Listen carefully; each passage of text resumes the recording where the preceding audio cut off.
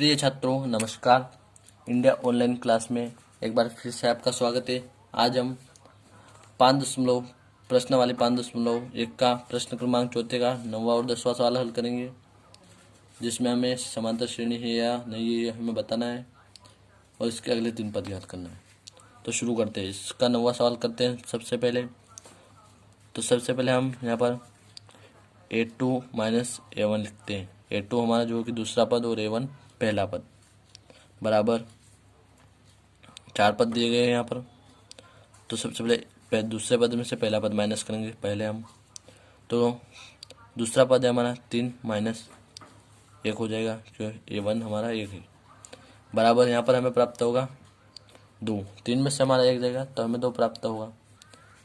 और फिर a3 minus a2 करेंगे, क्योंकि हमारा तीसरे पद में से दूसरा पद माइनस करेंगे, बराबर तीसरा पद है हमारा 9 और माइनस करेंगे उसमें से 3, यानी कि दूसरा पद। यहाँ पर फिर से हमारा बच जाएगा 6 बच जाएगा यहाँ पर। और फिर a4 माइनस a3 करेंगे, बराबर 27 माइनस 9 हो जाएगा हमारा यहाँ पर। तो 27 में से 9 जाएगा हमारा तो बचेगा 18। तो यहाँ पर जो है हमारा सार्वंतर डी जो है तीनों स्थिति में क्या समान नहीं आया है, यानी कि बराबर नहीं आया है। तो क्या समांतर श्रेणी नहीं है। तो यहाँ पर लिखते हैं हम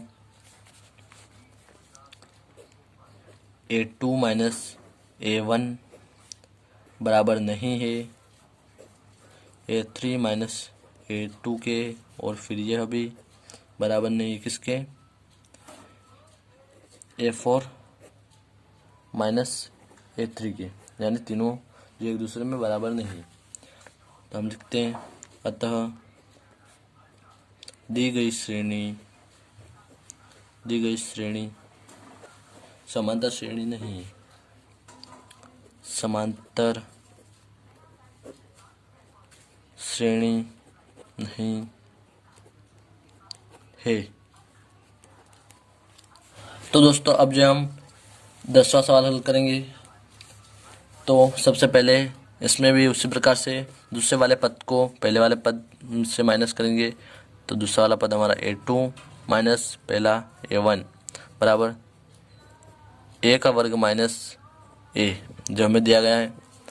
तो इसको हम जो हमारा सवाल गुणनखंड विधि से हम जो हल करते हैं उसी प्रकार यह भी हल होगा।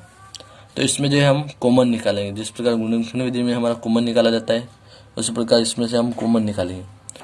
तो यहाँ पर a का वर्ग लगा हुआ है, यानी मैं आपको रफ में करके बताता हूँ। a पर वर्ग लगा हुआ है तो यहाँ पर हमारा होगा a गुणित a और फिर माइनस a। तो यहाँ पर से जो है हम यहाँ से भी हम a को जो है कॉमन निकालेंगे, यहाँ से भी a को कॉमन निकालेंगे। तो यहाँ पर हमारे a गुणित a है तो एक जो है हमारा कॉमन हो जाएगा, बाहर आ जाएगा। और फिर यहाँ से निकालेंगे तो ये भी यहाँ से भी एक हमारा बाहर आ जाएगा, है ना। तो फिर क्या होगा, बचा यहाँ पर एक, यहाँ पर बच जाएगा और यहाँ पर कुछ नहीं बचा, मतलब एक बचा है। तो यहाँ पर हम लिखेंगे ये हो रहा है ये जो हम कॉमन निकाल लेते हैं बाहर। और फिर कोष्टक में यहाँ पर हमारा बचेगा एक a और माइनस में बचेगा हमारा 1। फिर आगे भी जो हम इसी प्रकार से करेंगे a3 माइनस a2 बराबर a3 a का वर्ग a क्यूब a की घात मतलब 3 1 घात 3 माइनस 1 घात 2 बराबर यहाँ पर भी उसी प्रकार हम कॉमन निकालेंगे।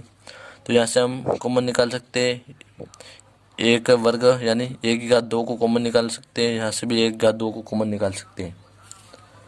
तो यहाँ पर लिखते हैं हम 1 की घात 2 और यहाँ पर हमारा बचेगा एक a जो है हमारा बच जाएगा माइनस, और यहाँ पर हमारा 1 बचेगा। फिर यहाँ पर a4 माइनस a3 करते हैं। फिर 1 की घात 4 माइनस 1 की घात 3, इसमें से भी हम कॉमन निकालेंगे। तो यहाँ से हम कॉमन निकाल सकते हैं 1 की घात 3 को, जो कि दोनों में है। यहाँ पर हमारा बच जाएगा फिर से a और माइनस 1 बच जाएगा यहाँ पर। तो यहाँ पर भी जो है हमारा सार्वंतर डी समान नहीं है, तो यह भी हमारी क्या है, समांतर श्रेणी नहीं है। तो लिखते हैं हम यहाँ पर A2 माइनस A1 बराबर नहीं है A3 माइनस A2 बराबर नहीं है A4 माइनस A3, तीनों क्या एक दूसरे में बराबर नहीं है। अतः दी गई श्रेणी समांतर श्रेणी नहीं है